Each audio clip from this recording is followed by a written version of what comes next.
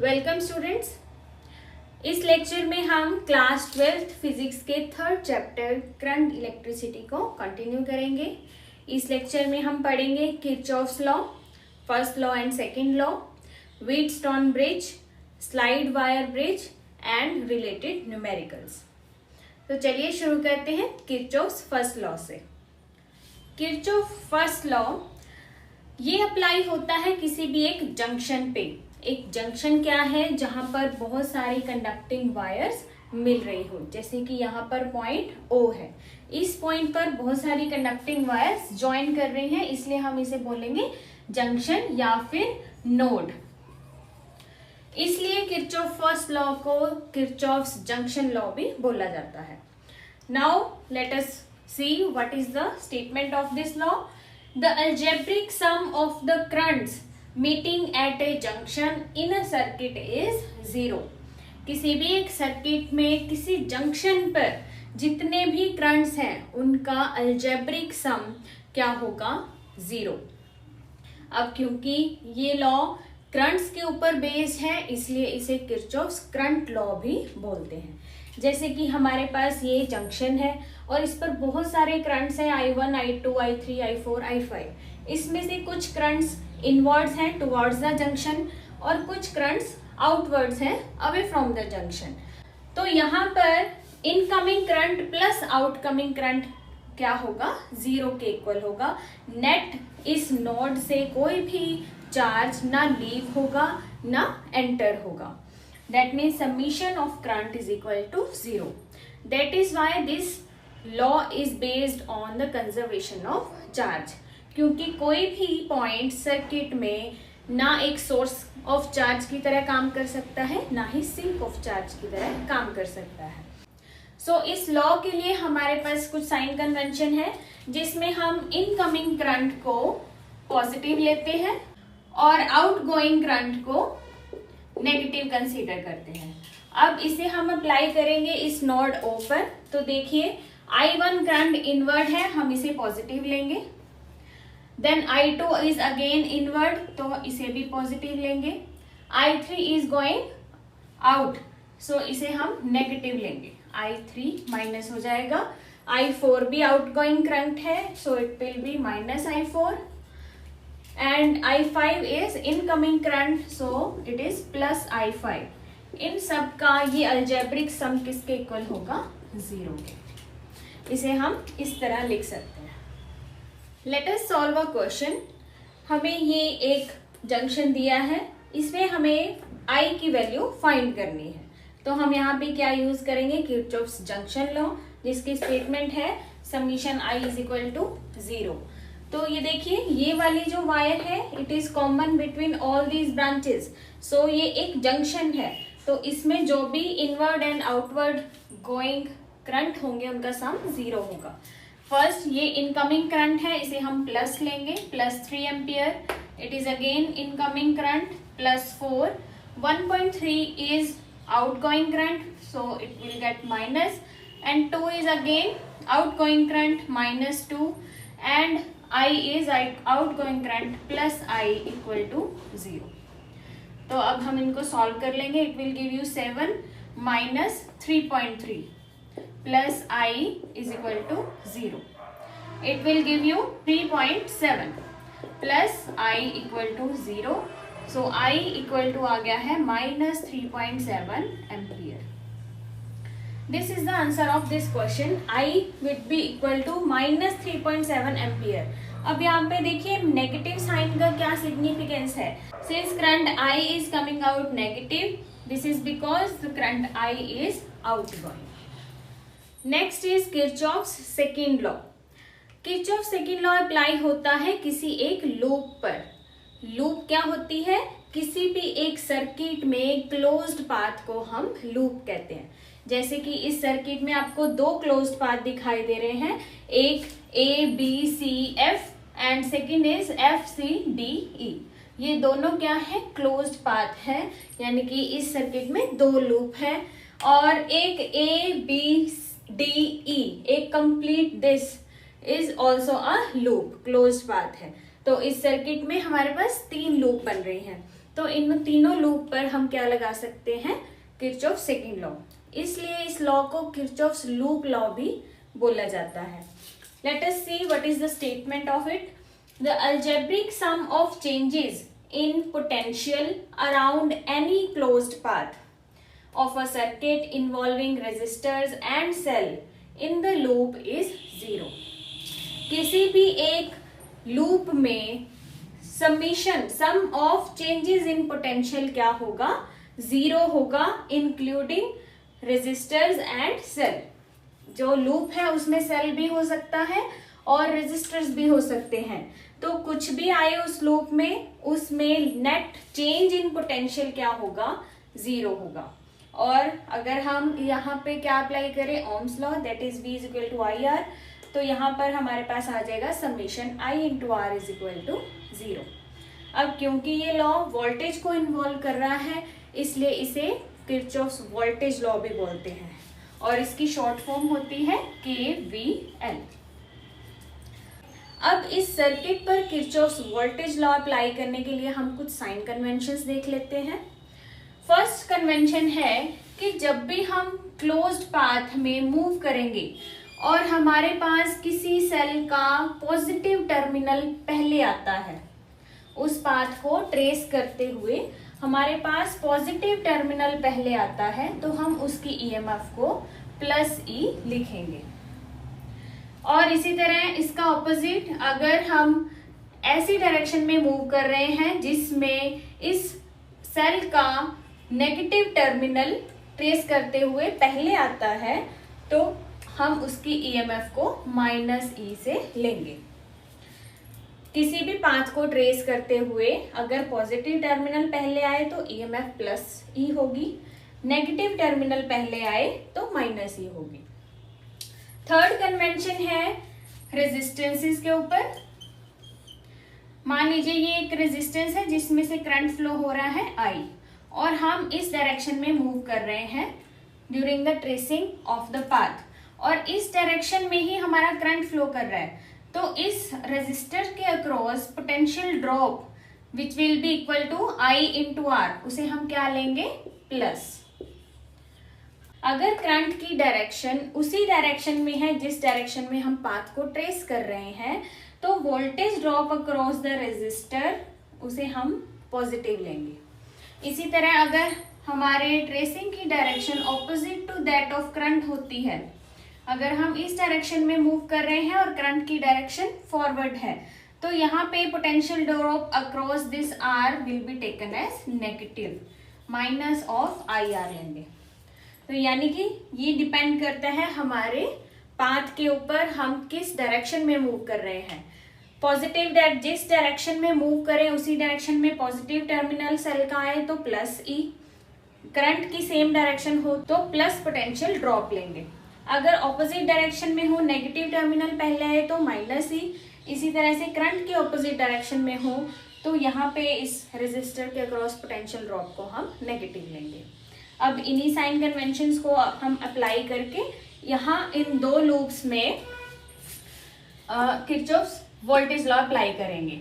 Late it B loop 1 and this is loop 2, और हम इसका पाथ जो है अपनी तरफ से डिसाइड कर सकते हैं। इसे क्लॉकवाइज भी ले सकते हैं, एंटी क्लॉकवाइज भी ले सकते हैं। मान लीजिए हमने इसको क्लॉकवाइज ले लिया है। अब यहाँ पे लूप 1 में हम KVL अप्लाई करेंगे। तो मान लीजिए हम A से चलना शुरू करते हैं इस डायरेक्शन में, तो सबसे पहले हमारे पास क्या आ रहा है, एक सेल जिसका पॉजिटिव टर्मिनल पहले आ रहा है, तो इसकी EMF को क्या लेंगे हम, प्लस। तो यहाँ आ जाएगा E1 प्लस का। उसके बाद इस तरफ मूव करते हुए रेजिस्टर है R2 जिसमें से करंट फ्लो कर रहा है ऑपोजिट डायरेक्शन में -I1, तो इसलिए हम यहाँ पर लिखेंगे -I1 into R2। This is the potential drop across this resistor. इसे हमने नेगेटिव क्यों लिया, क्योंकि हम मूव कर रहे हैं इस डायरेक्शन में और करंट इसमें ऊपर की ओर जा रहा है। अब लूप में नेक्स्ट आया है R3 जिसमें करंट फ्लो कर रहा है I3, वो भी ऑपोजिट डायरेक्शन में है हमारे पाथ के, तो इसे भी नेगेटिव लेंगे, -I3 R3 फिर R1 जिसमें से करंट फ्लो कर रहा है I1, वो भी ऑपोजिट डायरेक्शन में है, तो उसे भी हम नेगेटिव ले लेंगे, -I1 R1। तो और वापस से हम इसी पॉइंट पर आ गए हैं। तो ये लूप कंप्लीट कर ली है। इन सब का सम क्या होगा? 0 cube. This is for loop 1।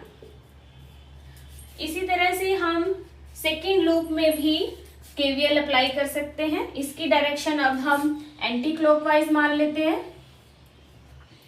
मान लीजिए हमने इस सी पॉइंट से चलना शुरू किया। आप कोई भी पॉइंट से कंसीडर करना शुरू कर सकते हैं। जैसे हमने सी से शुरू किया तो सबसे पहले आया R3 जिसमें करंट जा रहा है I3 which is opposite to our direction. So इसे हम ले लेंगे -R3 इंटू I3। उसके बाद R2 आ रहा है जिसमें से करंट जा रहा है I2, वो भी ऑपोजिट डायरेक्शन में है। सो I2 इंटू R2, इसे भी हम नेगेटिव लेंगे। फिर आया है सेल जिसका पॉजिटिव टर्मिनल हमें पहले फेस हो रहा है, इसलिए हम इसकी ईएमएफ को प्लस में लेंगे, +E2। फिर R5 जिसमें करंट की डायरेक्शन ऑपोजिट है ट्रेसिंग के, तो इसे भी माइनस में लेंगे। It will give you -I2 R5। और इन सब का ये अलजेब्रिक सम किसके इक्वल होगा? 0 के। तो इस तरह हम सर्किट में किसी भी लूप पर केवीएल को अप्लाई कर सकते हैं। उसके लिए हमें साइन कन्वेंशंस को ध्यान में रखना है। अब हम इससे रिलेटेड एक क्वेश्चन सॉल्व करते हैं। प्रॉब्लम में हमें एक सर्किट दिया गया है जिसमें 2 सेल है, 2 वोल्ट और 1 वोल्ट के। कुछ रेजिस्टर्स हैं जिनकी रेजिस्टेंसेस गिवन है। हमें फाइंड करना है current and potential difference across 10 ओम। इस रेजिस्टेंस के अक्रॉस हमें करंट और पोटेंशियल डिफरेंस को फाइंड करना है। तो इसके लिए हमें अप्लाई करना होगा केवीएल। अब देखिए करंट यहाँ से आ रहा है I1 और यहाँ से करंट आ रहा है I2। तो यहाँ पे आकर दोनों करंट ज्वाइन हो जाएंगे। सो इस 10 ओम से करंट कितना जाएगा? I1 plus I2। यानी कि करंट फाइंड करना है हमने I1 प्लस I2, इन दोनों की वैल्यू फाइंड करनी है और पोटेंशियल डिफरेंस फाइंड हो जाएगा। अगर हमें करंट पता है, इसको रेजिस्टेंस से मल्टीप्लाई करके हमारे पास पोटेंशियल डिफरेंस आ जाएगा अक्रॉस 10 ओम।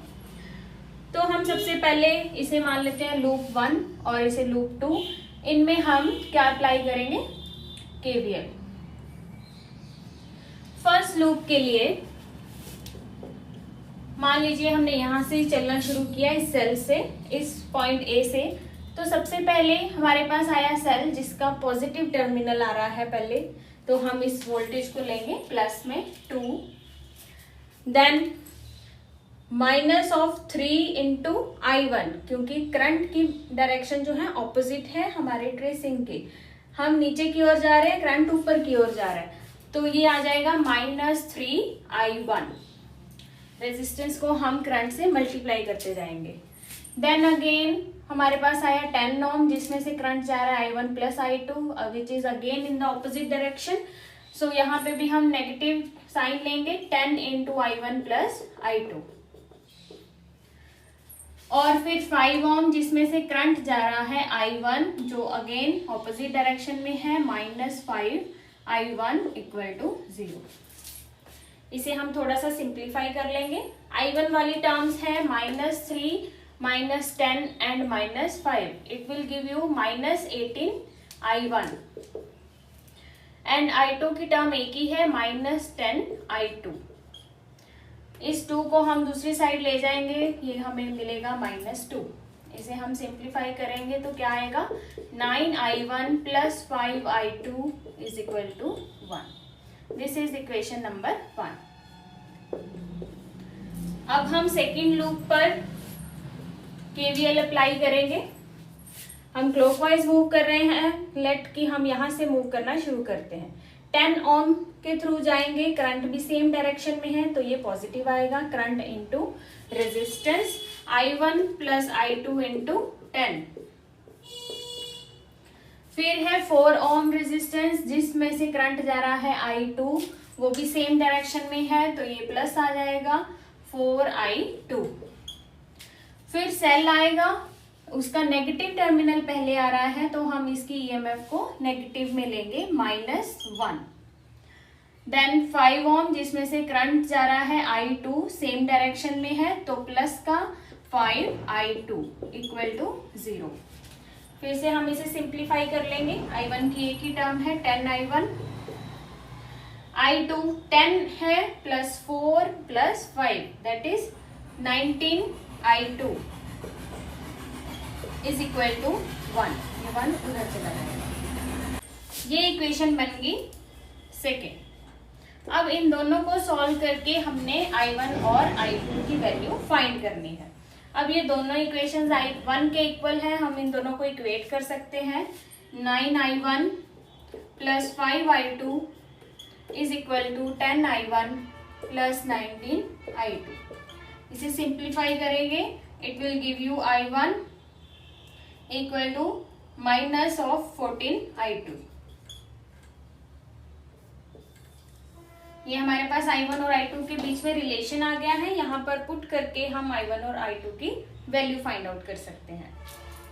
फर्स्ट इक्वेशन में I1 की जगह -14I2 पुट करेंगे, it will give you 9 into -14I2 plus 5I2 equal to 1।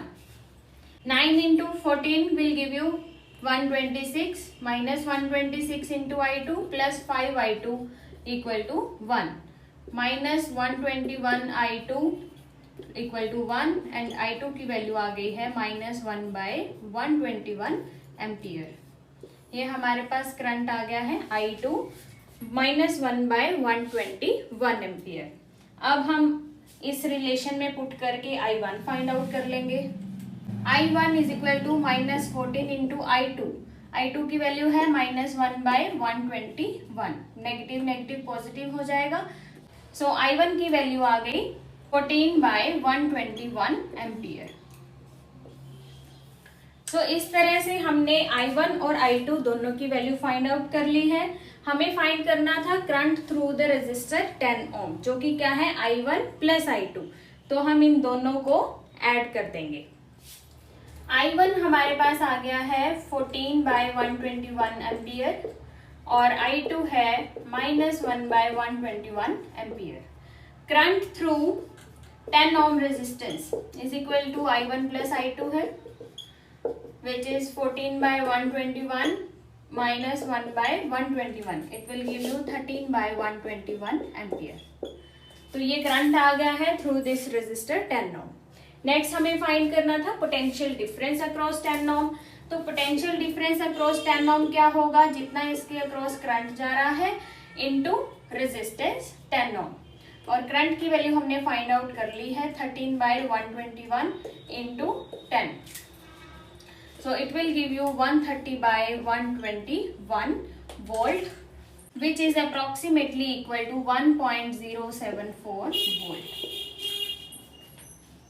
So इस तरह से हम किसी भी क्लोज्ड सर्किट में किरचॉफ्स वोल्टेज लॉ को अप्लाई कर सकते हैं। जो भी क्वेश्चन में पूछा गया हम उसे फाइंड आउट कर सकते हैं।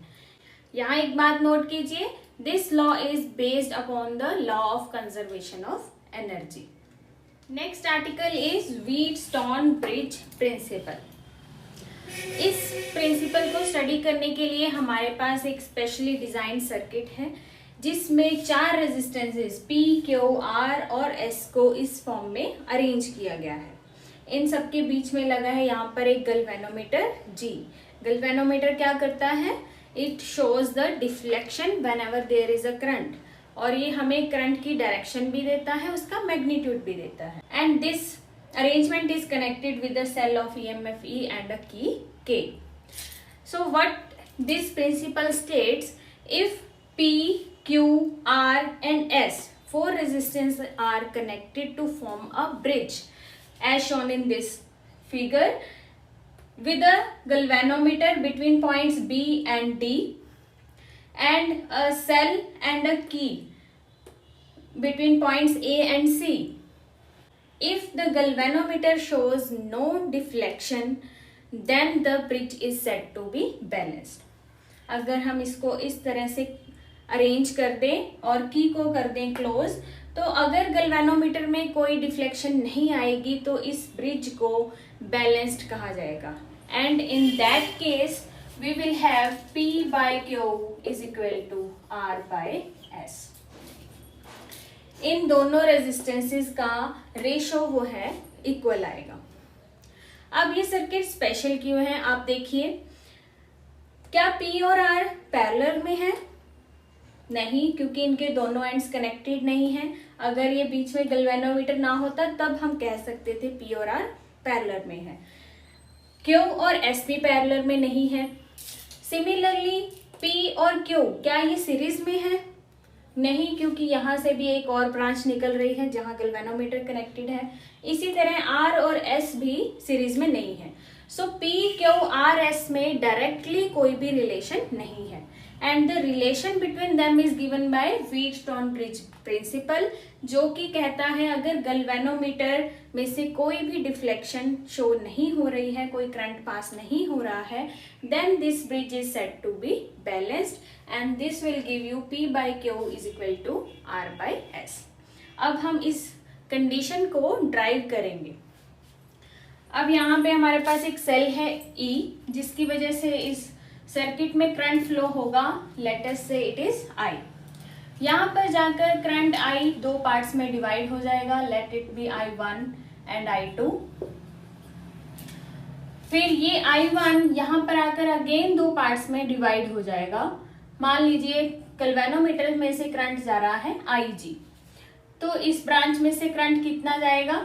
I1 में से IG इधर चला गया, तो यहाँ से बचेगा I1 minus IG।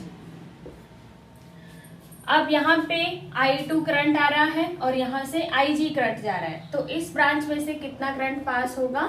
I2 plus IG। C point पर आकर ये करंट और ये करंट दोनों मिल जाएंगे। I1 minus IG plus I2 plus IG, इन दोनों को ऐड करेंगे, it will give you I1 plus I2। और I1 प्लस I2 किसके इक्वल है? टोटल करंट I के। तो यहाँ से करंट बाहर निकलेगा I। जितना करंट हम यहाँ से सेंड करेंगे उतना ही वापस आएगा। It will happen when the key is closed. तो अब हमारे पास दो लूप बन गई हैं, A B D A and B C D B। इन दोनों लूप्स पर हम क्या अप्लाई करेंगे? KVL। सो सबसे पहले हम फर्स्ट लूप ले लेते हैं और इसकी डायरेक्शन मान लेते हैं कि ये है, और हम पॉइंट A से चलना शुरू कर रहे हैं। तो फर्स्ट नंबर पे हमारे पास रेजिस्टेंस आई P, जिसमें से करंट जा रहा है I1, सेम डायरेक्शन में है तो I1 इंटू P प्लस का आएगा। इस तरह मूव कर रहे हैं। फिर आया है IG, करंट जो इस गैल्वेनोमीटर में से पास हो रहा है। मान लेते हैं इस गैल्वेनोमीटर की रेजिस्टेंस है G, तो इसमें से कितना पोटेंशियल ड्रॉप होगा? Plus IG into G। फिर उसके बाद इस लूप में हमारे पास आएगा रेजिस्टेंस R, जिसमें से करंट पास हो रहा है I2, जो कि ऑपोजिट डायरेक्शन में है, तो इसे हम ले लेंगे minus I2 R। This will all equal to 0। ये फर्स्ट लूप के लिए है। सिमिलरली सेकेंड लूप के लिए हम लिख दें, सेकेंड लूप है हमारी B C D B। इसमें भी हम एक डायरेक्शन चूज कर लेंगे, late it B along this direction. तो हमने यहां से चलना शुरू किया है। तो फर्स्ट नंबर पे आ रहा है गैल्वेनोमीटर, जिसमें से करंट जा रहा है IG पॉजिटिव डायरेक्शन में, IG इंटू G। फिर आएगी रेजिस्टेंस S, जिसमें से करंट जा रहा है I2 plus IG, same direction में है तो प्लस का साइन आएगा, प्लस I2 इंटू G,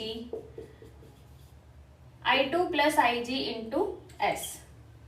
फिर Q रेजिस्टेंस, जिसमें से करंट जा रहा है I1 minus IG, opposite direction में है, नेगेटिव साइन के साथ लेंगे, minus I1 minus IG into Q equal to 0। ये हमारी सेकेंड इक्वेशन बन गई।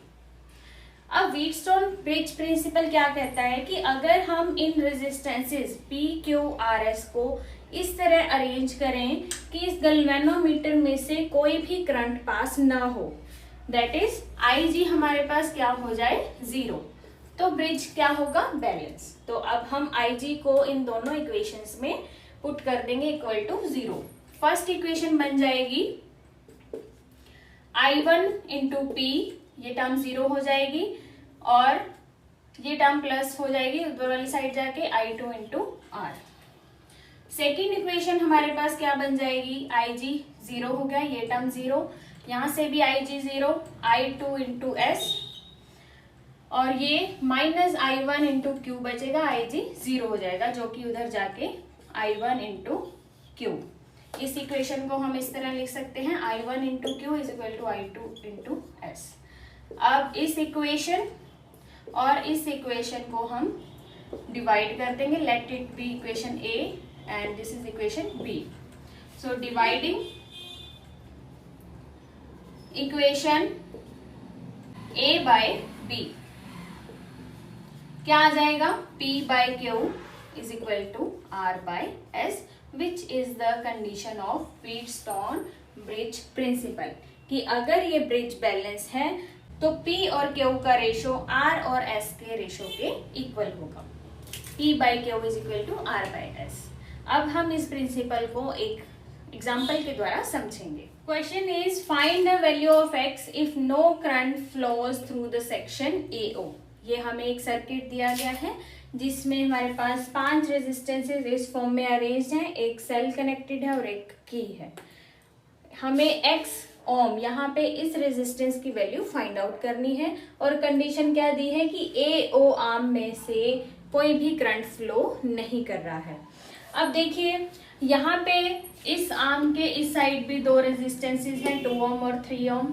इसके इस साइड भी 2 रेजिस्टेंसेज हैं, X एंड 6 ओम, और बीच में है ये 10 ओम, जिसमें से हमें कहा गया कि कोई भी करंट फ्लो नहीं कर रहा है। सो ये रिजेंबल कर रहा है व्हीटस्टोन ब्रिज के, जिसमें बीच में लगा था गैल्वेनोमीटर और वहां से कोई भी करंट पास नहीं हो रहा था। उसी तरह यहाँ से भी कोई भी करंट पास नहीं हो रहा है, that means this bridge is balanced. यहाँ पे ये बन गई है P resistance, this is Q, this is R and this is S। तो क्योंकि ब्रिज बैलेंस हमें दिया हुआ है, AO से कोई करंट फ्लो नहीं कर रहा है, तो हम डायरेक्टली व्हीटस्टोन ब्रिज प्रिंसिपल की कंडीशन लगाएंगे P by Q is equal to R by S to find X। P की वैल्यू है 2 ओम, Q की वैल्यू है X जो कि हमें फाइंड आउट करनी है, R की वैल्यू है 3 ओम और S की वैल्यू है 6 ओम। यहाँ से हमारे पास X की वैल्यू क्या आ जाएगी, 4 ओम। देखिए कितने आसान तरीके से हम इस कॉम्प्लिकेटेड सर्किट को भी सॉल्व कर सकते हैं अगर हमें व्हीटस्टोन ब्रिज प्रिंसिपल की कंडीशन सेटिस्फाई दी हुई है कि बीच वाला जो सेक्शन है उसमें से कोई भी करंट फ्लो नहीं कर रहा है। अगर इस तरह के ब्रिजेस बैलेंस होते हैं तो हम उसे सिंप्लीफाई कर सकते हैं P by Q is equal to R by S से। So this will give you X is equal to 4 ohm. इस वीडियो का लास्ट टॉपिक है स्लाइड वायर ब्रिज, इसे हम मीटर ब्रिज भी कहते हैं। It is the practical application of Wheatstone bridge. हम देखते हैं कि इसकी कंस्ट्रक्शन किस तरह होती है। हमारे पास एक वायर होती है AC जिसकी लेंथ होती है 1 मीटर और इसके पैरेलल हम एक स्केल को अरेंज कर देते हैं 0 से 100 सेंटीमीटर, इसकी भी लेंथ 1 मीटर है। अब इस वायर को हम कनेक्ट कर देते हैं एक सेल E से और एक की K से। 3 हमारे पास ये कॉपर स्ट्रिप्स हैं 1, 2 एंड 3। इन तीनों के बीच में 2 गैप्स हैं। एक गैप में हमने रेजिस्टेंस बॉक्स R प्लेस किया है और दूसरे गैप में हमने एक अननोन रेजिस्टेंस S प्लेस की है। फिर हमें एक D पॉइंट से जॉकी को कनेक्ट किया है, जो कि इस वायर के ऊपर स्लाइड कर सकती है। इसे हमने कनेक्ट किया है थ्रू गैल्वेनोमीटर। गैल्वेनोमीटर का एक एंड जॉकी से कनेक्टेड है और दूसरा एंड पॉइंट D से कनेक्टेड है। अब इस स्लाइड वायर ब्रिज का हम यूज किस लिए करते हैं, to find the value of this unknown resistance. अब इससे हमें unknown resistance S find out करनी है। तो इसका सर्किट बिल्कुल व्हीटस्टोन ब्रिज के जैसा ही बन गया है। क्योंकि उसमें हमें क्या चाहिए होती है, 4 resistances P, Q, R and S, और उसके बीच में एक ब्रिज बना होता है जिसमें गैल्वेनोमीटर कनेक्टेड होता है। तो अब देखो, जब हमने मान लीजिए इस पॉइंट पर चौकी को प्लेस कर दिया है, तो इसके इस साइड की लेंथ मान लीजिए L है, तो दूसरे साइड की लेंथ क्या बचेगी, 100 माइनस L सेंटीमीटर। इस लेंथ की रेजिस्टेंस को हम लिखेंगे P, और इस लेंथ की रेजिस्टेंस BC लेंथ की रेजिस्टेंस को हम लिख लेंगे Q। तो हमारे पास 4 रेजिस्टेंसेस हो गई हैं, P, Q, R and S, और बीच में है गैल्वेनोमीटर। तो ये एक व्हीटस्टोन ब्रिज का ही एग्जाम्पल है। अब इसकी वर्किंग कैसे होगी, हम ये पूरे कनेक्शंस करने के बाद स्विच K को क्लोज कर देंगे और इस R रेजिस्टेंस बॉक्स की रेजिस्टेंस को फिक्स कर देंगे। फिर हम इस जॉकी को इस वायर के ऊपर स्लाइड करेंगे। कब तक स्लाइड करेंगे, जब इस गैल्वेनोमीटर में डिफ्लेक्शन 0 ना हो जाए। डिफ्लेक्शन 0 कब होगी, जब ये व्हीटस्टोन ब्रिज बैलेंस हो जाएगा, यानी कि मान लीजिए इसी पॉइंट पर इस G की डिफ्लेक्शन 0 हो गई है, तो इस पॉइंट पर ये ब्रिज जो है बैलेंस हो जाएगा and P by Q will be equal to R by S, और हमें इस S की वैल्यू फाइंड आउट करनी है। यहाँ पे P क्या है, resistance of length L length of wire. अगर हम ये मान लें small r is the resistance पर सेंटीमीटर लेंथ, रेजिस्टेंस पर centimetre length of the wire, 1 centimetre length की रेजिस्टेंस है R, तो L सेंटीमीटर की रेजिस्टेंस कितनी होगी, L इंटू R, और Q क्या है, resistance of 100 minus L length of the wire. तो 100 माइनस L लेंथ की रेजिस्टेंस कितनी होगी, उसको भी हम स्मॉल r से मल्टीप्लाई कर देंगे, 100 माइनस L इंटू R। इस P और Q की वैल्यू को हम यहाँ पे पुट कर देंगे, तो हमारे पास क्या आ जाएगा, R by S is equal to P by Q, P is L into R and Q is 100 minus L into R। R से R कैंसिल हो जाएगा, हमें फाइंड करना है S, तो हम इसका रेसिप्रोकल ले लेंगे, S by R is equal to 100 minus L by L। यहाँ से S की वैल्यू आ गई है 100 minus L by L into R। So this is the expression to find the unknown resistance S using Wheatstone bridge principle।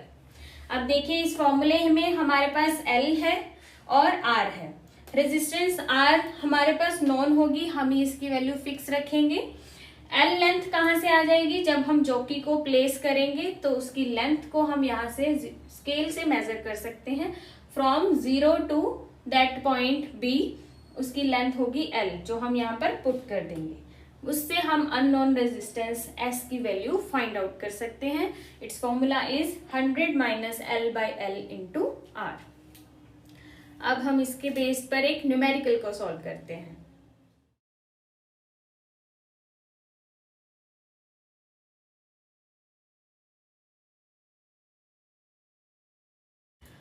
इस question में हमें unknown resistance की जगह 2 रेजिस्टेंस दी है R1 और R2, जिसे हमने टर्न बाय टर्न रिप्लेस किया है। जब हम यहाँ पर रेजिस्टेंस R1 लगाते हैं, केस 1 है when S is equal to R1, तो बैलेंस पॉइंट हमें रिसीव होता है 60 सेंटीमीटर पर, यानी कि L की वैल्यू है 60 सेंटीमीटर। और सेकेंड केस है जब हम इस अननोन रेजिस्टेंस की जगह R2 रेजिस्टेंस लगाते हैं, S is equal to R2, तब ये बैलेंस पॉइंट हमें मिलता है 50 सेंटीमीटर पर। तो हमें फाइंड क्या करना है, अगर हम इस S को रिप्लेस कर दें bye series combination of R1 and R2, यानी कि S किसके इक्वल आ जाए, R1 प्लस R2 से, तो ये बैलेंस पॉइंट L किस वैल्यू क्या होगी। So this is the question. तो अब हम यहाँ पे मीटर ब्रिज का फॉर्मूला लगाएंगे, which is S is equal to 100 minus L by L into R। इस R की वैल्यू हमें गिवन नहीं है, तो हम पहले केस 1 फिर केस 2 पर यही फॉर्मूला अप्लाई करेंगे। फर्स्ट इज केस 1, इसमें ये फॉर्मूला अप्लाई करेंगे तो हमारे पास S की जगह है R1, वो कितना आ जाएगा 100 माइनस L है 60 centimetre, minus 60 divide by 60 into R, this is 40 by 60 into R और 2/3 इंटू R। R1 की वैल्यू आ गई है 2/3 इंटू R। फिर हम सेकेंड केस पर अप्लाई करेंगे, केस 2, जिसमें S की वैल्यू है R2 equal to 100 minus balance point आ रहा है 50 सेंटीमीटर पर, minus 50 divide by 50 into R, it will give you 50/50 that is equal to R। R2 is equal to R आ गया है और R1 की वैल्यू आ गई है 2/3 R।